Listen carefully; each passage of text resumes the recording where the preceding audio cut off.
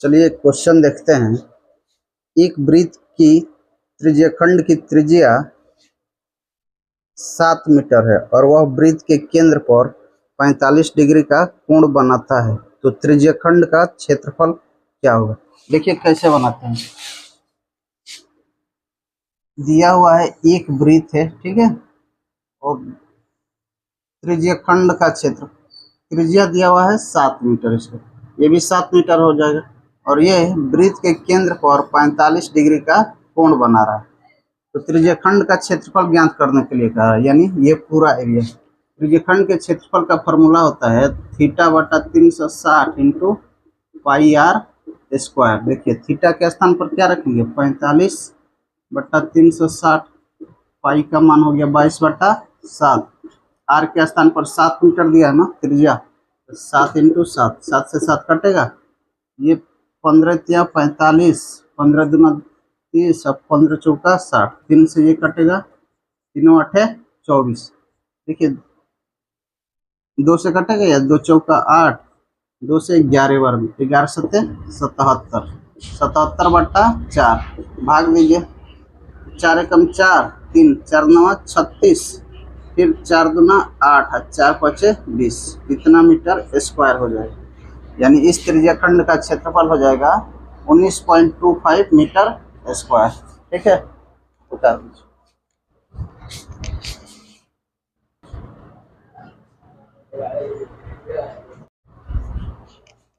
चलिए एक सवाल दिया हुआ है, देखिए इसको कैसे बनाते हैं।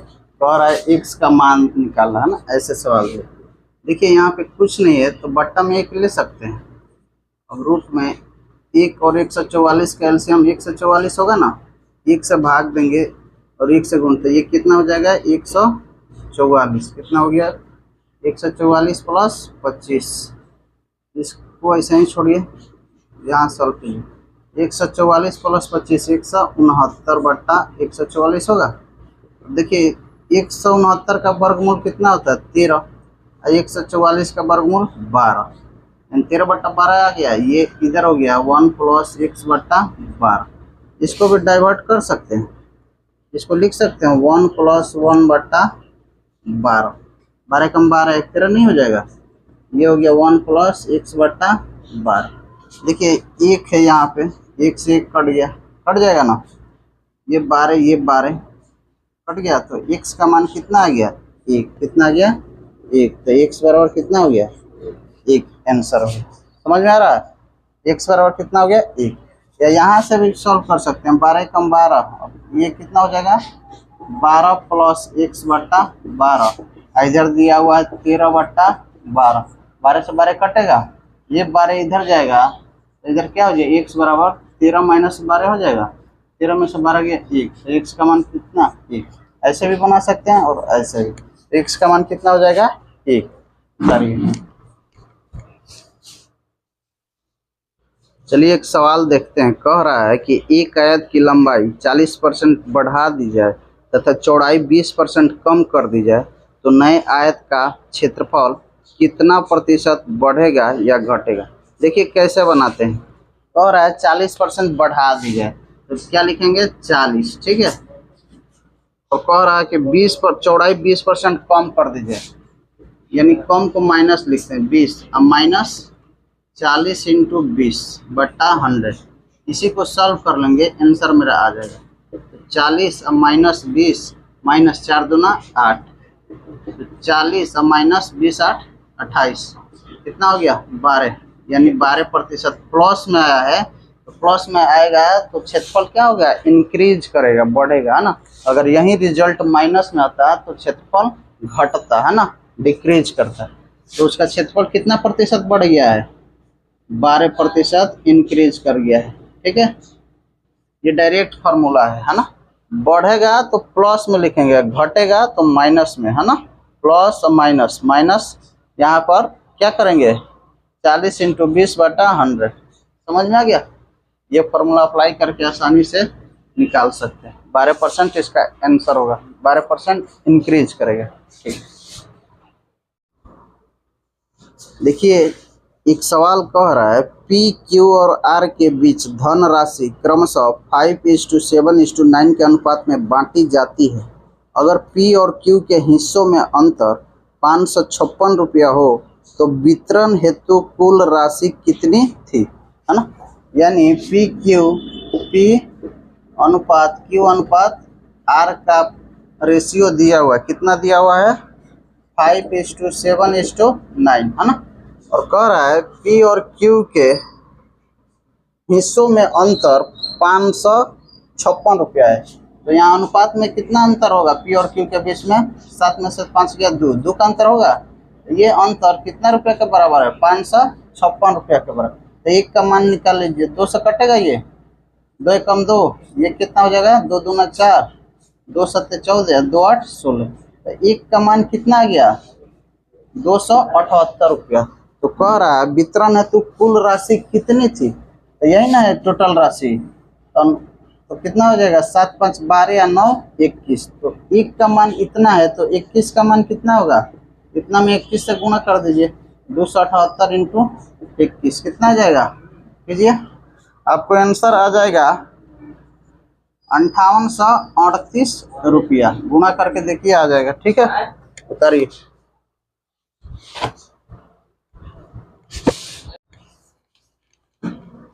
देखिए क्वेश्चन कह रहा है कि एक परीक्षा में 1200 लड़के तथा 900 लड़कियां सम्मिलित हुई, उनमें 80% लड़के तथा 45% लड़कियां उत्तीर्ण हुई, तो अनुत्तीर्ण परीक्षार्थियों का प्रतिशत क्या होगा। यानी फेल कितने प्रतिशत परीक्षार्थी है। देखिए 1200 क्या है लड़का है, क्या है 1200 लड़का, और इसमें कह रहा है 80% लड़के क्या हुए पास किए, तो फेल कितना करेगा 20%, ठीक है। प्लस यहाँ 900 लड़कियाँ, इसमें कह रहा है 45% लड़कियाँ उत्तीर्ण किए पास किए, तो फेल कितना करेगी 55%। हमें फेल का ही परसेंटेज निकालना है ना।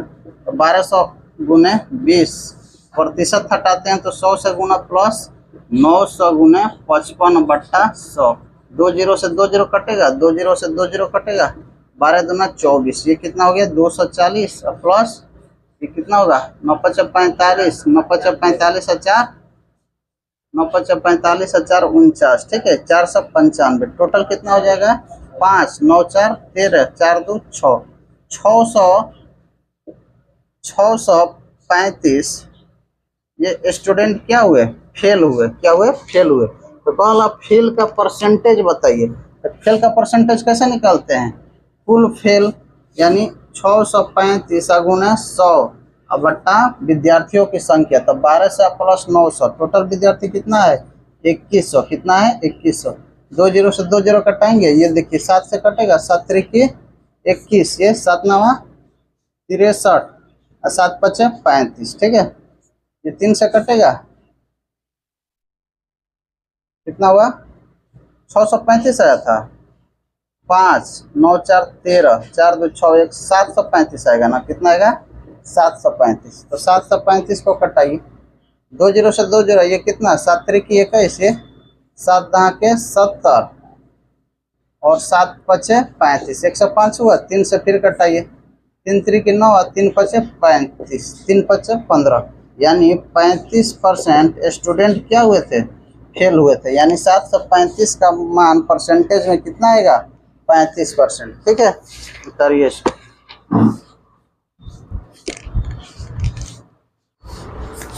देखिए क्वेश्चन दिया हुआ है 5000 रुपये का 5% की दर से 2 वर्ष का CI और SI का अंतर निकालना है। तो 2 वर्ष का CI और SI का अंतर का फॉर्मूला बताए थे, क्या होता है P इंटू R/100 का होल स्क्वायर होता है ना। P का मान दिया हुआ है 5000, कितना दिया हुआ है 5000, नीचे चला।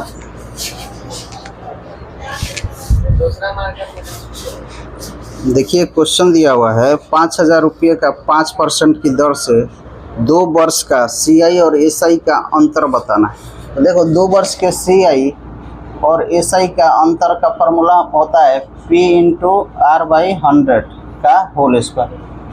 प्रिंसिपल कितना दिया मूलधन 5000, ठीक है, और ये हो गया R परसेंटेज 5 दिया हुआ, ये हो गया 100। का होल स्क्वायर, 5 से 20 50 100, ठीक है। ये हो गया 5000 और ये 1/2 2 दूना 400 होगा। अब देखो 2 0 से 2 0 कटेगा और 4 से 25 कितना बार में 50, 12.5 यानी 12.5 रुपया 2 वर्ष का CI और SI का अंतर हो जाएगा, ठीक है। उतरिए। देखिए क्वेश्चन दिया हुआ है, एक वस्तु 16 मीटर की ऊंचाई से मुक्त रूप से धरती की ओर गिरती है, धरती से टकराने में लगने वाला समय क्या होगा। देखिए इसका फॉर्मूला होता है S बराबर UT plus half GT square. तो S का मान कितना दिया हुआ है, S हो गया ऊंचाई, क्या हो गया ऊंचाई, S हो गया ऊंचाई। तो ऊंचाई कितना दिया हुआ है 16 मीटर और U हो गया प्रारंभिक वेग, तो ये 0 हो जाएगा, T प्लस हाफ G देखो क्या है, G क्या है, गुरुत्व के विरुद्ध किया गया कार्य, लगने वाला समय ज्ञात करना है। क्या करना है, G या T का स्क्वायर, यानी G का मान दिया हुआ 10, कितना दे देंगे 10, G बराबर 9.8 होता है ना, तो G का मान कितना दे देंगे